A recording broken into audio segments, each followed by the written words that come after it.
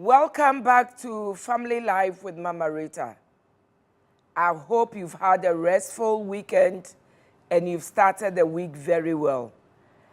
I want to say a very big thank you to Reverend Derek and Mama Della for last 2 weeks and last week. It was so powerful.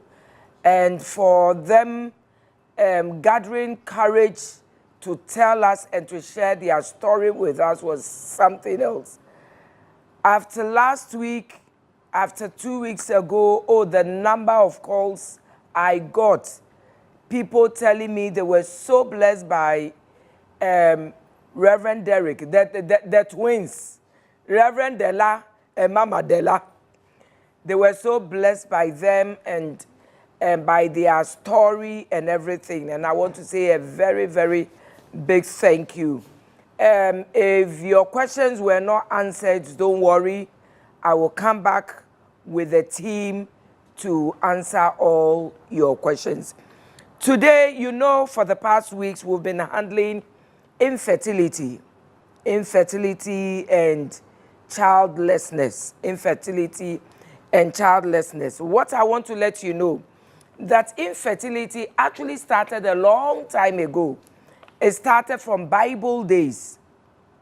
We know the stories of Sarah. We know the stories of Rebecca. We know the stories of Rahel, Elizabeth, and the mother of Samson. In the case of Sarah, I don't know how she did it. 90 plus, my darling. God can try your patience. 90 plus. At 90, what resources do you have? And what strength do you have to carry a baby and take care of a baby? But that is the wisdom of God. We can't question it. So if you are dealing with infertility and childlessness, I want you to know that right from Bible, it happened. And you have people to look up to. You can read the story of Sarah. You can read the story of Rebecca. You can read the story of Rahel. You can read the story of Elizabeth, the mother of John.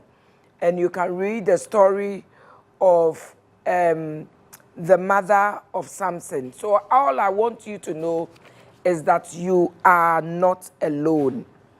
What are some of the challenges this biblical women face? I'm not talking about 21st century.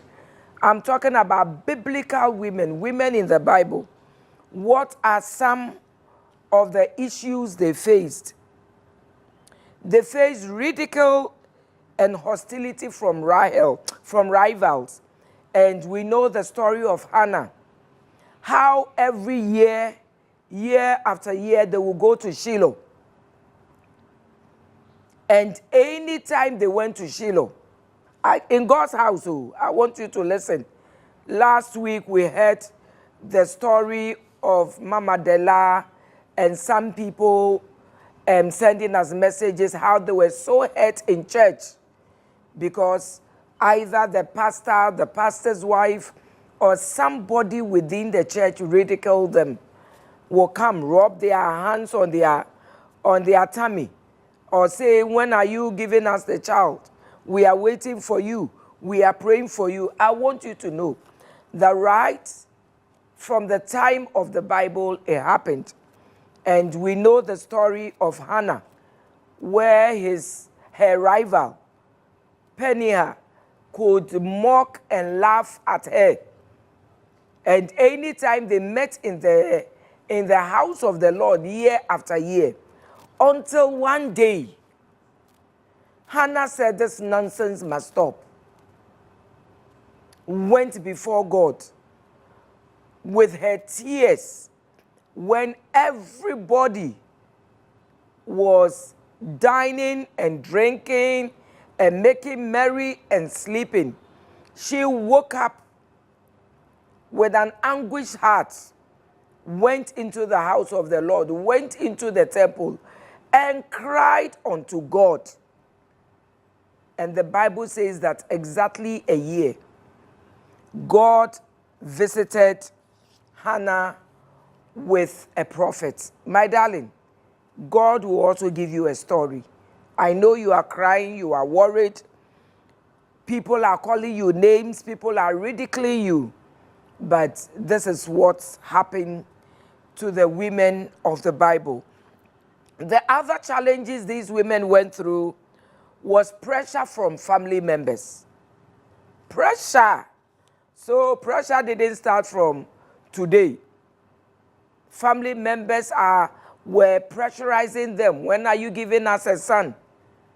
When are you giving us a child? What is happening to you? We want our lineage to continue. They went through all of that. Another thing they went through was that in those days, people thought barrenness was a punishment from God for their sins. So once you were barren, once you were infertile, once you couldn't have children, I mean, everybody in the community, everybody around you felt that, oh, you might have committed some sin. And if you are in that situation, please, you haven't committed any sin. Last 2 weeks, we heard the story of Reverend and Mrs. Della and Derek Amano sharing their stories of they marrying at age 33 as virgins. So, my darling, don't listen to anybody telling you you have sinned,